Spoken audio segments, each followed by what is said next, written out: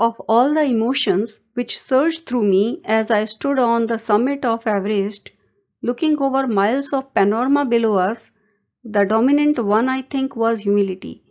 लेखक mount Everest की चोटी पर खड़े थे और वो वहां से नीचे दूर तक फैले हुए पैनोरमा या दृश्य को देख रहे थे. He was looking over miles of panorama below. There were many emotions which were flowing through him. इस समय लेखक के मन में बहुत सारी भावनाएं बह रही थीं, या हम कह सकते हैं भावनाओं का एक ज्वार सा आया हुआ था, क्योंकि माउंट एवरेस्ट की चोटी पर पहुंचना ही एक बहुत बड़ी बात है और वहां से दुनिया को देखना, हम कल्पना कर सकते हैं कि एक बहुत ही सुंदर नजारा रहा होगा. मीलों दूर तक फैले हुए पहाड़, नीचे दूर दूर तक दिखाई देती हुई घाटियां और उन पहाड़ों पर पड़ी हुई बर्फ, पहाड़ों के ऊपर पड़ती हुई सूरज की किरणें, बहुत ही सुंदर दृश्य रहा होगा. इस दृश्य को देख करके उनके अंदर बहुत सारी इमोशंस बह रही थी और उन इमोशंस में से जो मेन फीलिंग थी, जो डोमिनेंट फीलिंग थी, वो थी ह्यूमिलिटी की, हम्बलनेस की. उन्हें एहसास हो रहा था कि प्रकृति के सामने तो मनुष्य कुछ भी नहीं है, इसलिए वो बहुत ही ज्यादा हम्बल, बहुत ही ज्यादा विनम्र महसूस कर रहे थे. The physical in me seemed to say thank God it's all over. Physical यानी जो शारीरिक भाव है वो तो कह रहा था कि ईश्वर का बहुत बहुत धन्यवाद है, आखिरकार ये चढ़ाई समाप्त हो गई. एवरेस्ट पर चढ़ना कोई आसान काम नहीं है, बहुत ज्यादा थकान हो गई होगी, इसलिए शरीर तो कह रहा था कि बहुत बहुत ईश्वर का शुक्रिया, आखिरकार ये चढ़ाई हमने चढ़ ली. However, instead of being jubilant there was a tinge of sadness. लेकिन जुबिलियंट या विजेता महसूस करने की बजाय कहीं पर मन में उदासी भी थी. Was it because I had already done the ultimate in climbing? क्या ऐसा इसलिए था क्योंकि मैंने जो सबसे ऊंची चढ़ाई है, जो अल्टीमेट क्लाइंब है, वो कर ली थी. And there would be nothing higher to climb. और इसके बाद इससे ऊंचा चढ़ने के लिए अब मेरे पास कुछ भी नहीं होगा. And all roads hereafter would lead down. और इसके बाद तो अब सारी रोडें हमेशा नीचे की तरफ ही ले जाएंगी. लेखक अपने आप से प्रश्न पूछते हैं कि वो उदास क्यों महसूस कर रहे थे. क्या वो इसलिए उदास महसूस कर रहे थे कि एवरेस्ट पर चढ़ने के बाद अब कोई और इससे ऊंचा माउंटेन उनके पास चढ़ने के लिए नहीं होगा. By climbing the summit of Everest you are overwhelmed by a deep sense of joy and thankfulness. Climbing the top of Everest is not an easy task. लेकिन मुश्किलों का सामना करते हुए जब आप एवरेस्ट की चोटी पर चढ़ने में कामयाब हो जाते हो, तो आपके अंदर एक गहरा खुशी का भाव और कृतज्ञता का भाव जागता है और ये भावनाएं आपको अभिभूत कर देती हैं, ओवरवेल्म कर देती हैं. It is a joy which lasts a life time. और ये ऐसी खुशी है जो पूरे जीवन भर बनी रहती है. The experience changes you completely. और एवरेस्ट पर चढ़ने का अनुभव आपको हमेशा के लिए परिवर्तित कर देता है, पूरी तरह से completely चेंज कर देता है. The man who has been to the mountains is never the same again. एक व्यक्ति जो पहाड़ों पर चढ़ा है वो फिर कभी भी पहले की तरह नहीं रहता. Climbing the mountains is not an easy task. When you are able to climb a mountain, then you are able to develop stamina, endurance and persistence. और इन सारी बातों की वजह से आप परिवर्तित हो जाते हो, आप चेंज हो जाते हो. As I look back at life, after climbing Everest, I cannot help remarking about the other summit. जब मैं एवरेस्ट पर चढ़ने के बाद जीवन को देखता हूं, तो मैं जो दूसरा समिट है, जो दूसरी चोटी है, उसके बारे में रिमार्क किए बगैर, उसके बारे में कहे बगैर नहीं रह पाता. And the other summit is the summit of the mind. और जो दूसरी चोटी है वो दिमाग की चोटी है, यानी मस्तिष्क की ऊंचाई. No less formidable and no easier to climb. और ये चोटी भी कम मुश्किल नहीं है और इस पर चढ़ना भी आसान नहीं है. Here we have a photo and the quote beneath the photo is The greatest victory you can win is over your own mind. जो सबसे बड़ी जीत आप हासिल कर सकते हो वो अपने खुद के दिमाग पर हासिल कर सकते हो. even when getting down from the summit. जब मैं समिट से एवरेस्ट की चोटी से नीचे उतर रहा था, once the physical exhaustion had gone, जब एक बार शारीरिक थकान मिट गई थी, I began asking myself the question, मैं अपने आप से यह प्रश्न पूछने लगा, why I had climbed Everest, कि मैं एवरेस्ट पर क्यों चढ़ा था. Why did the act of reaching the summit have such a hold on my imagination? The act of reaching the summit, Everest की चोटी पर पहुंचने का काम, इसकी मेरी इमेजिनेशन पर, मेरी कल्पना पर ऐसी होल्ड क्यों थी, ऐसी पकड़ क्यों थी. यानी चोटी के ऊपर पहुंचना मेरी कल्पना पर इतना छाया हुआ क्यों था. It was already a thing of the past, something done yesterday. चोटी पर पहुंचना तो पहले ही भूतकाल की बात हो चुका था. वह तो पहले ही पास्ट बन चुका था. वो एक ऐसी चीज था जो कल की गई थी. Which had been done yesterday. With every passing day, it would become more remote, more distant. हर गुजरते हुए दिन के साथ ये काम जो मैंने किया था, ये मुझसे और दूर होता चला जाएगा. It would become more remote, more distance. It here has been used for the act of climbing on the summit of the Everest. And then what would remain? तो फिर रहेगा क्या मेरे पास? Would my memories fade slowly away? क्या मेरी यादें भी धीरे धीरे धुंधलाती चली जाएंगी? All these thoughts led me to question myself as to why people climb mountains. इन सब विचारों की वजह से मैं अपने आप से ही क्वेश्चन करने लगा कि लोग माउंटेन्स पर क्यों क्लाइंब करते हैं, पहाड़ों पर क्यों चढ़ते हैं. It is not easy to answer the question. और इस प्रश्न का उत्तर देना आसान नहीं है. The simplest answer would be, as others have said, because it is there. सबसे सरल उत्तर तो, जैसा कि दूसरे लोगों ने कहा है, यही होगा कि लोग पहाड़ पर चढ़ते हैं क्योंकि माउंटेन्स वहां पर हैं, क्योंकि पहाड़ वहां पर हैं. It presents great difficulties. It here means climbing on a mountain. पहाड़ पर चढ़ना बहुत सारी मुश्किलों को पेश करता है. Man takes delight in overcoming obstacles. और मनुष्यों को, इंसान को मुश्किलों का सामना करने में, ऑब्स्टिकल्स का सामना करने में प्रसन्नता होती है. परेशानियों पर विजय प्राप्त करने में प्रसन्नता होती है.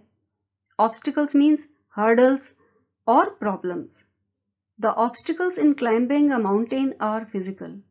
और पहाड़ पर चढ़ने में जो बाधाएं या समस्याएं सामने आती हैं, वो फिजिकल ज्यादा होती हैं, वो शरीर से रिलेटेड होती हैं. जैसे कई बार माउंटेनियर्स को ऑक्सीजन की प्रॉब्लम हो जाती है, पहाड़ पर चढ़ने में सांस लेने में दिक्कत हो सकती है, खाना किस प्रकार का ले जाएं, जूते कैसे पहने, या शारीरिक रूप से थकान का भी सामना करना पड़ता है.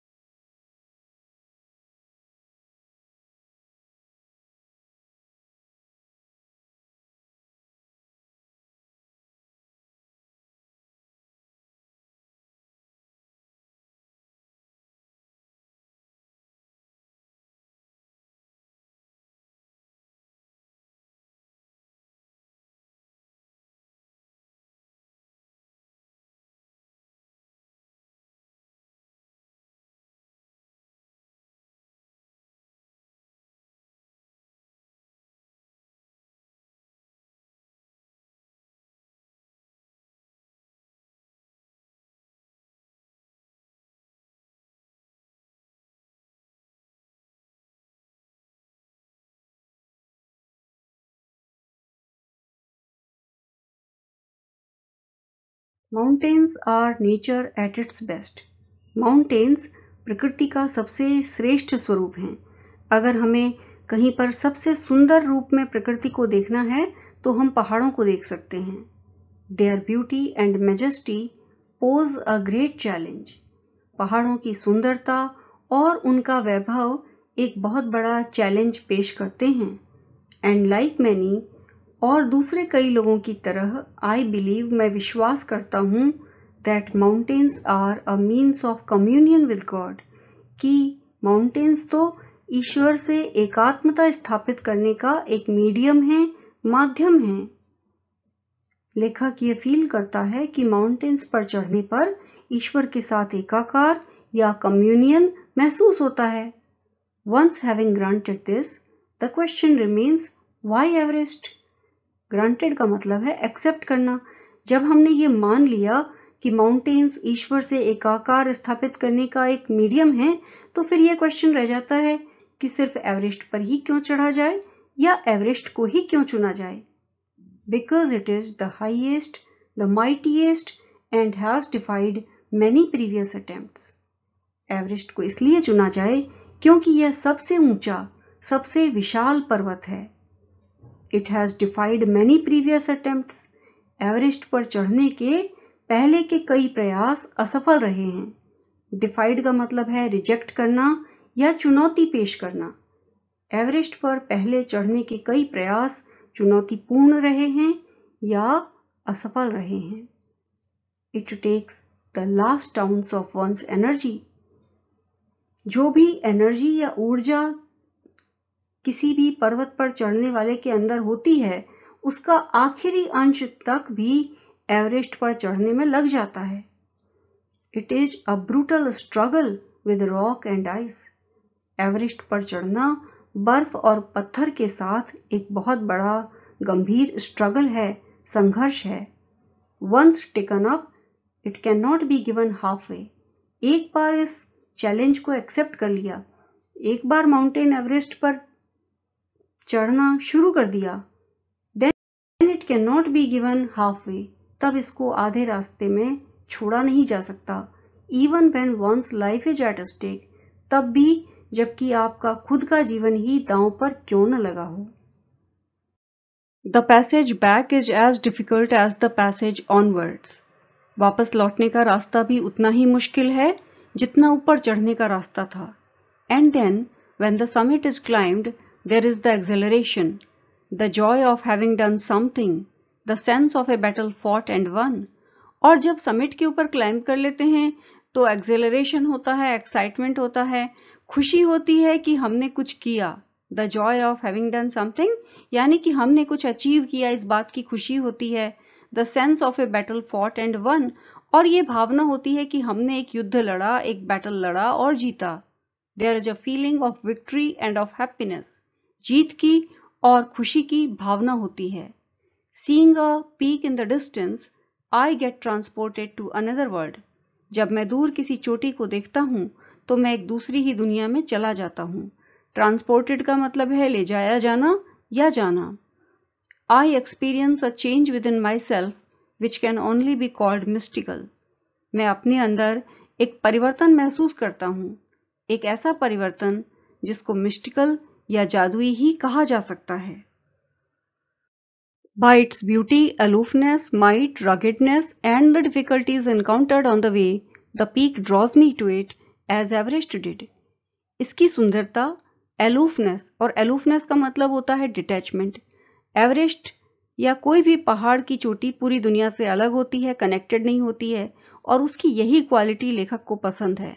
माइट यानी ताकत, रगेडनेस यानी टफनेस, और वो डिफिकल्टीज जो इनकाउंटर होती हैं रास्ते में, यानी वो परेशानियां जो किसी भी पहाड़ की चोटी पर पहुंचने पर रास्ते में सामने आती हैं, उनकी वजह से the peak draws me to it, पहाड़ की चोटी मुझे अपनी तरफ आकर्षित करती है। एज एवरेस्ट डिड, जैसा कि एवरेस्ट ने भी किया। It is a challenge that is difficult to resist. ये एक ऐसा चैलेंज है जिसको रेजिस्ट नहीं किया जा सकता, जिसको एक्सेप्ट करना ही पड़ता है। Looking back, I find that I have not yet fully explained why I climbed Everest. लेखक कह रहा है कि जब मैं पीछे मुड़कर देखता हूं तो मुझे लगता है मैंने अभी भी ये बात कंप्लीटली एक्सप्लेन नहीं की कि मैं एवरेस्ट पर क्यों चढ़ा। It is like answering a question, why you breathe. इस क्वेश्चन का उत्तर तो ऐसा ही है जैसे कि इस बात का उत्तर देना कि आप सांस क्यों लेते हो। Why do you help your neighbor? आप अपने पड़ोसी की मदद क्यों करते हो? Why do you want to do good acts? आप अच्छे काम क्यों करना चाहते हो? There is no final answer possible. इन सारे प्रश्नों का कोई भी अंतिम उत्तर संभव नहीं है। ये सब काम हम करते हैं क्योंकि हमें पसंद हैं, या सांस लेने की तरह ये काम ऐसे हैं जो हमसे बिल्कुल जुड़े हुए हैं। अगर हम जिंदा हैं तो हम सांस लेंगे ही। शायद लेखक भी यही कहना चाहता है कि वो एवरेस्ट पर इसलिए चढ़ता है क्योंकि ये बात उसके लिए बहुत ही ज्यादा नॉर्मल है, उसे बहुत पसंद भी है, इसीलिए वो एवरेस्ट पर चढ़ता है। And then there is the fact that Everest is not just a physical climb.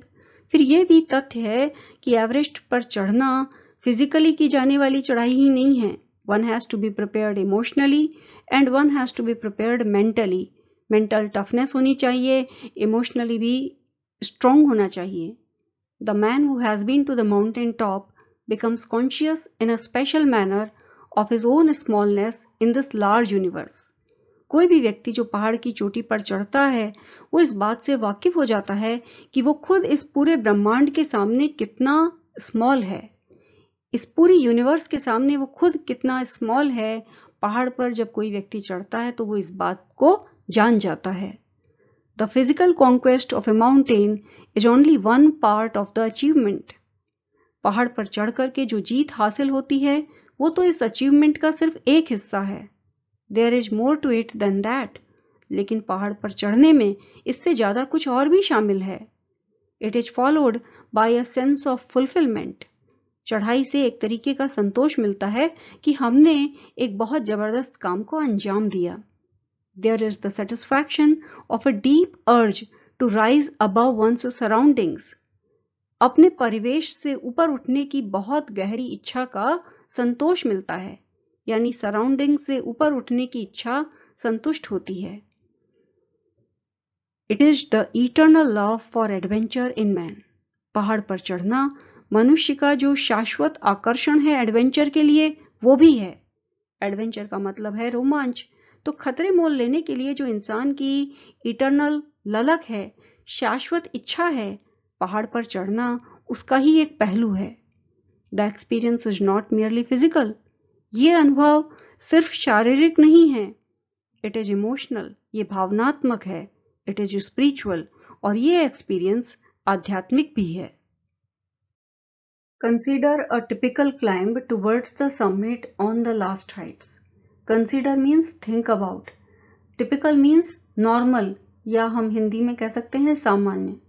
तो पहाड़ पर एक सामान्य सी चढ़ाई जो शिखर पर पहुंचने के लिए आखिरी चढ़ाई है। लास्ट हाइट्स का मतलब है पहाड़ पर या समिट पर चढ़ने के लिए जो आखिरी चढ़ाई है, उसके बारे में आप विचार करिए। उस दृश्य को आप अपनी आंखों के सामने लाइए। You are sharing a rope with another climber.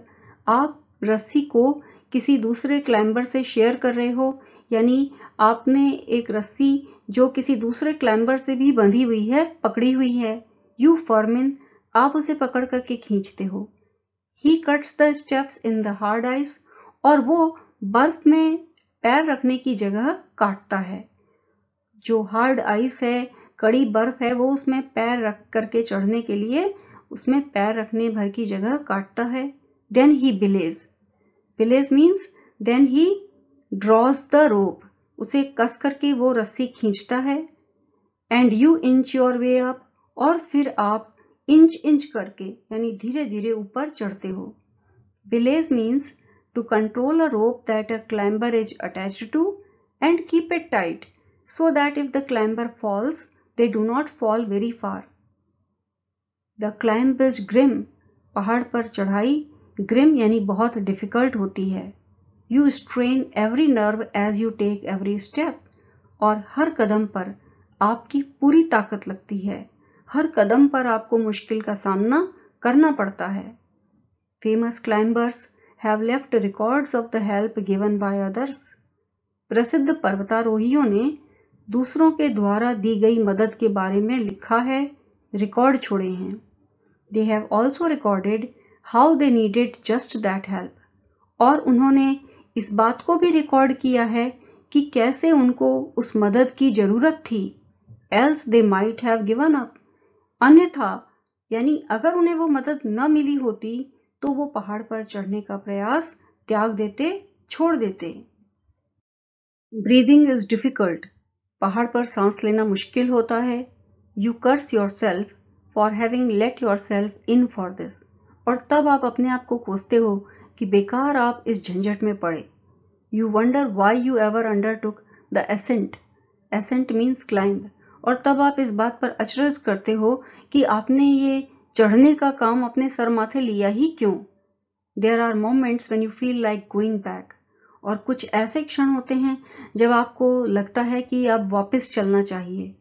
It would be sheer relief to go down instead of up. Sheer means utter और complete.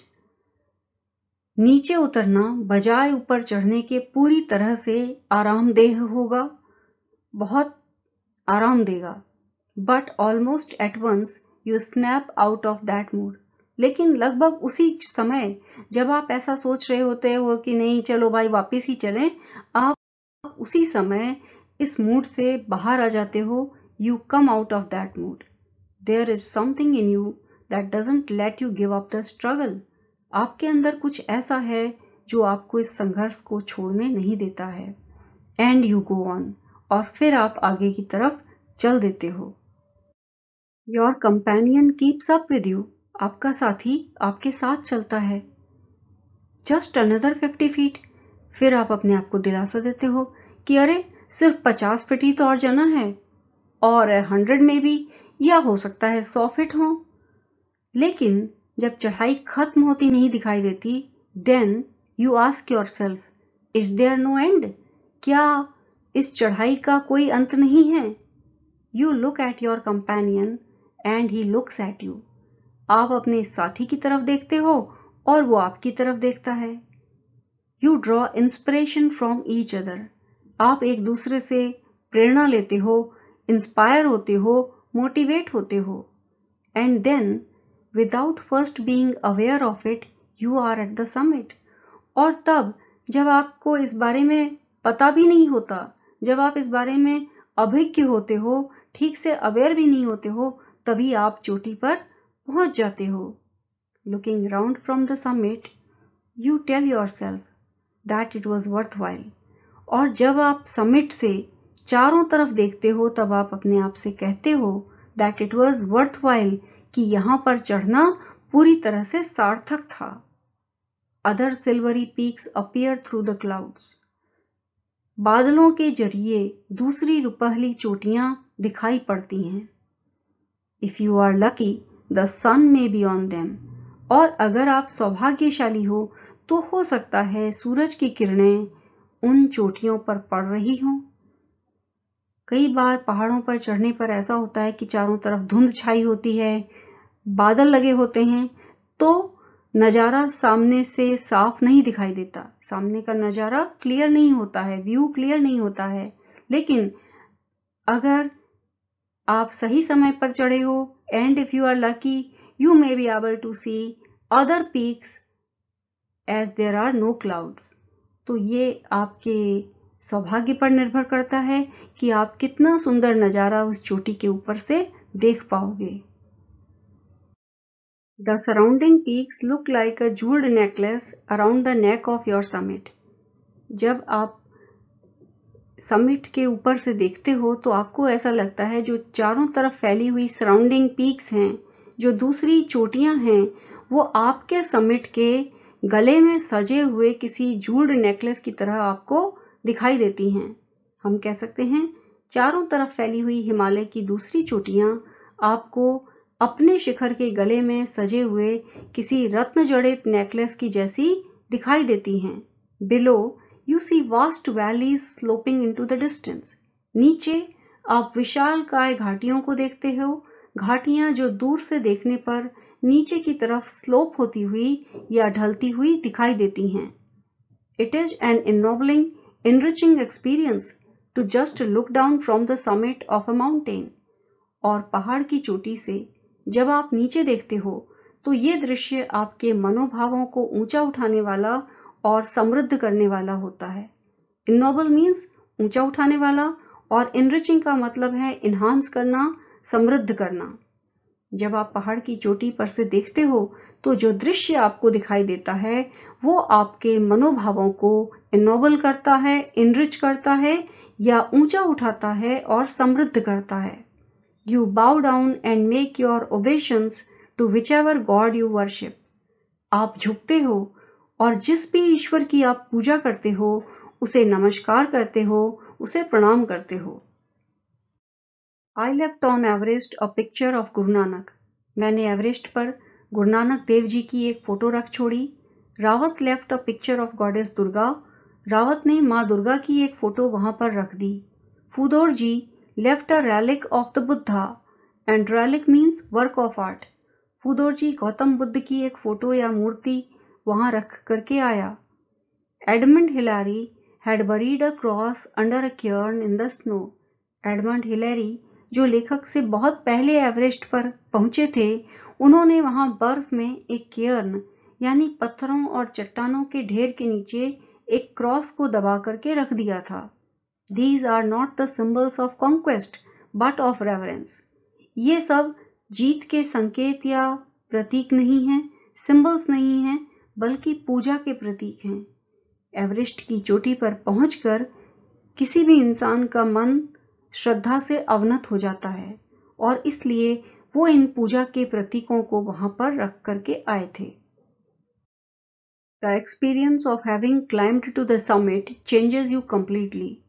पहाड़ के शिखर पर चढ़ने का अनुभव आपको पूरी तरह से बदल देता है। The author wants to say that just like the Everest mountain poses a challenge for you, in the same way there are other challenges in life and one has to face them. There is another summit, it is within yourself. एक और भी summit है, एक और भी चोटी है जो आपके खुद के भीतर है। It is in your own mind. और ये summit, ये शिखर आपके अपने दिमाग के अंदर है। Each man carries within himself his own mountain peak. हर व्यक्ति अपने खुद के भीतर एक पहाड़ का शिखर लिए होता है। उसके खुद के दिमाग में कई ऐसे चैलेंजेस होते हैं जो उसे खुद फेस करने होते हैं। He must climb it to reach to a fuller knowledge of himself. और इस शिखर पर उसे चढ़ना होता है ताकि वो अपने बारे में पूरी तरह से जान सके, ताकि वो अपने बारे में पूरी नॉलेज हासिल कर सके। It is fearful and unscalable. इस शिखर पर चढ़ना डरावना और लगभग unscalable या असंभव होता है। It cannot be climbed by anyone else.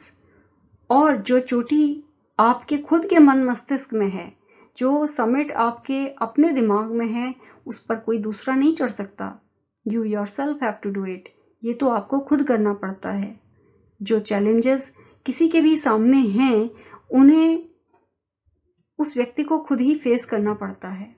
जैसे कि अगर किसी को मैथ्स बहुत मुश्किल लग रही है, तो वो ये भी कह सकता है कि अब भाई ये मुझसे नहीं हो रही। He can try to give it up. But on the other hand, he can take it just like the challenge of climbing the Mount Everest. And then he has to put his best effort into climbing that summit. He has to put his best effort in trying to get to know the subject of which he was earlier fearful. The physical act of climbing to the summit of a mountain outside is akin to the act of climbing the mountain within. लेखक कह रहा है कि जब आप वास्तव में किसी पहाड़ पर चढ़ते हैं तो वो चढ़ाई जो आपके अंदर पहाड़ हैं, यानी जो आपके आंतरिक चैलेंजेस हैं, चुनौतियां हैं, उनके ऊपर विजय पाने की चढ़ाई, ये दोनों एक ही जैसे हैं। When you are facing certain challenges in life and you are able to win over those challenges, when you are able to tackle those challenges, that is much similar to the act of climbing on a mountain physically. जब आप अपने सामने मौजूद चुनौतियों का बहादुरी से सामना करते हैं तो वो भी एक पहाड़ पर चढ़ने जैसा ही है। The effects of both the climb are the same. दोनों चढ़ाइयों का इफेक्ट या प्रभाव एक ही जैसा होता है। जब आप चुनौतियों का सामना करके उन पर विजय प्राप्त करते हैं और जब आप पहाड़ पर चढ़ते हैं, दोनों का प्रभाव एक जैसा होता है।